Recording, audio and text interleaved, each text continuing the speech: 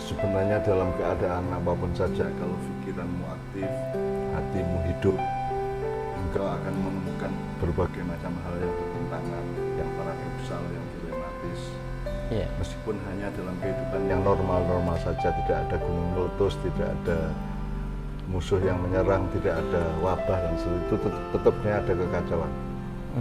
Jadi karena hakikat hidup manusia itu sebenarnya adalah pengkutupan-pengkutupan, benar salah, baik buruk, tepat tidak tepat dan seterusnya.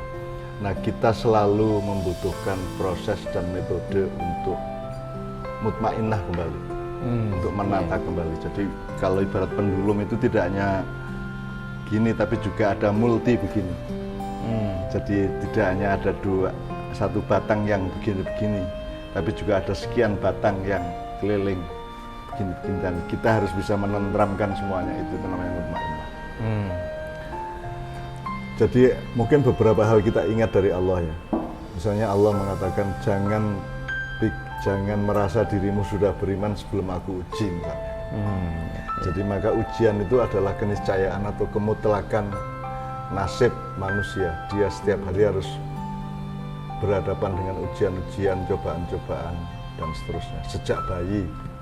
Sejak bayi sampai kita masuk liang kubur, kita tetap selalu hidupnya adalah berdampingan, berhadapan dan bergelut melawan tantangan, ujian, cobaan dan seterusnya, dan kita harus menang. Kita harus laba. Labanya apa ya? Ya laba surga, laba Allah. Kalau laba yang sejati adalah laba di mana kita diterima Allah. Kalau yang disebut Allah rugi adalah yang kita tidak diterima.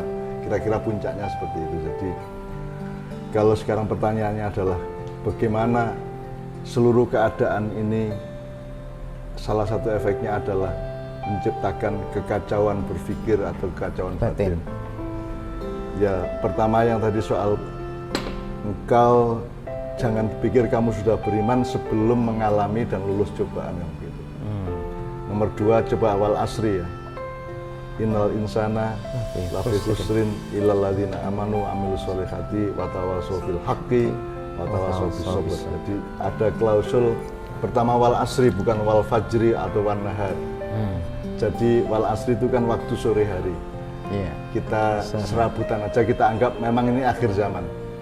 Jadi di al asri itu di waktu asar atau sore atau di waktu senja hari kehidupan itu memang cobaan meningkat dibanding waktu siang atau pagi kan gitu. Jadi sekarang ini kita sudah lama menyepakati bahwa sekarang adalah akhir zaman, dan itu sudah merupakan berita-berita di banyak wacana agama, ayat maupun hadis gitu ya. Berarti kita harus siap menjadi manusia yang dihidupkan, yang hidup dari zaman, di dalam zaman yang penuh cobaan, penuh ujian, penuh tantangan. Misalnya kita tinggal sebut satu masalah apa misalnya, penjajahan. Dulu penjajahan itu kan fisik, ya fisik. Nah, kemudian kita mendapat ujian lebih besar lagi, ada penjajahan alam pikiran, penjajahan batin, penjajahan psikologi, penjajahan mental, penjajahan macam-macam. Dan itu kita harus terus memperjuangkan diri kita supaya kita tidak lafi khusrin. Innal insana lafi khusrin, sesungguhnya manusia akan mengalami kerugian atau berada dalam kerugian, illal ladzina amanu, kecuali orang yang beriman. Beriman itu artinya kita berdiri pada koordinat yang tepat di hadapan Allah, gitu ya. Wa amilus sholihat, dan tidak berhenti untuk dalam keadaan apapun saja melakukan kebaikan-kebaikan.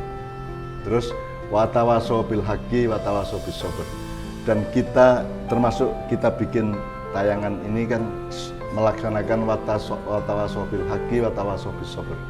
Jadi kita saling mewanti-wanti, saling menasihati, saling mengingatkan tentang kebenaran dan kesabaran. Ini juga mungkin ada rahasianya kenapa disebut kebenaran dulu baru kesabaran.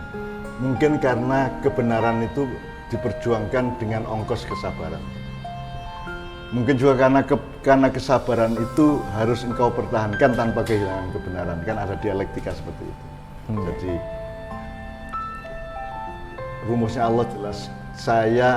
Semua orang akan rugi kalau kita tidak mempertahankan koordinat yang tepat di hadapan Allah, dengan iman yang tepat, illalladzina amanu. Terus dalam keadaan apapun saja, dalam frekuensi setinggi apapun atau dalam kadar serendah apapun, kita tidak pernah berhenti wa amilus sholihat, tidak pernah berhenti untuk berbuat baik, dalam arti yang gede, sedang atau kecil, gitu ya. Dan itu sudah ada rumusnya, kan gitu.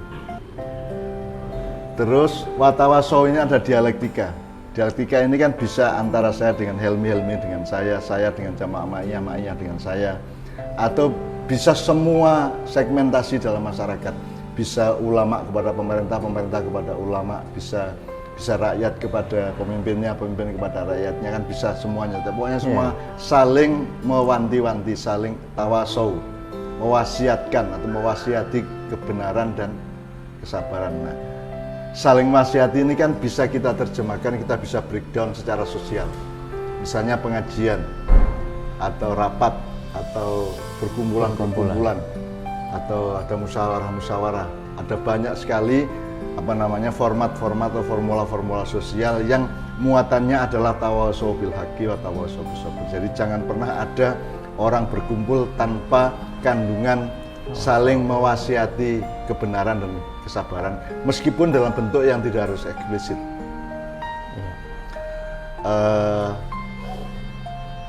Seekor ikan menunggu berhari-hari mangsanya untuk dimakan, itu kan juga nasihat tentang kesabaran. Ya. Misalnya ular itu dia diem tidak hanya berjam-jam, kadang berhari-hari sebelum mangsanya lewat. Itu juga nasihat tentang kesabaran. Nah, nanti jadi sekarang ada dialektika antara kebenaran dan kesabaran. Sebenar apapun memerlukan kesabaran, sesabar apapun jangan kehilangan kebenaran dan seterusnya. Kadang-kadang karena kita terlalu sabar kita kehilangan kebenaran. Bisa aja, misalnya yang tempo hari kita contohkan. Loh, kalau saya dihina terus-menerus, kemudian saya sabar, saya akan kehilangan kebenaran tentang penghinaan.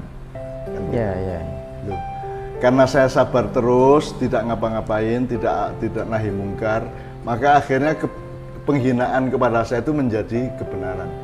Nah, tawasau bil haqqi wa tawasau bis sabr itu adalah satu komposisi kesabaran jangan menghilangkan kebenaran, kebenaran juga harus siap dengan kesabaran dan seterusnya. Nah, itu salah satu contoh aja bahwa di setiap kata dan kalimat komposisi dari ayat-ayat Allah itu sedemikian rupa bisa kita dalami, kita selami, terus kita ukur-ukur, kita teliti, kita titeni dan seterusnya sedemikian rupa. Nah, kalau kembali kepada yang apa Helmi katakan awal tadi, kan kita sedang berada dalam keadaan yang relatif sebenarnya tidak bisa disyarikatkan perumusannya. Misalnya pendapat NU dan pendapat Muhammadiyah mengenai pemerintah kan tidak sama. Bahkan pendapat ketua NOA dengan ketua NOB tentang pemerintah dan apa yang berlangsung dalam sistem dan struktur ini kan juga bisa tidak sama. Sehingga tawasau bil haqqi atau bis sabr ini mutlak harus terus-menerus dilakukan oleh setiap manusia. Meskipun sudah berada dalam satuan organisasi kan pendapatnya tetap bisa berbeda. Kan gitu. Nah, ditambah lagi ada kasus-kasus yang menambahi kekacauan tadi. Misalnya tentang COVID itu sendiri kita sudah kacau pikirannya. Ilmu tidak menolong kita, regulasi-regulasi yang dijadikan respon terhadap COVID juga sampai hari ini belum melegakan hati. Cara kita menangani COVID juga, cara menangani wabah juga tidak menimbulkan ketenangan. Media massa ketika mengcover atau menyebarkan berita-berita juga tidak memiliki keseimbangan untuk menciptakan ketenangan pada masyarakat. Sehingga kan dalam sekarang ini kan betul-betul kita mengalami semacam kekacauan berpikir bersama, kekacauan batin bersama, dan itu kita harus berikhtiar masing-masing atau dalam kelompok-kelompok kecil untuk menata kembali keseimbangan, menata kembali ketenangan hidup supaya pendulumnya tadi itu diem, jangan miring ke kiri, jangan miring ke sini, apalagi sampai jungkel kan gitu.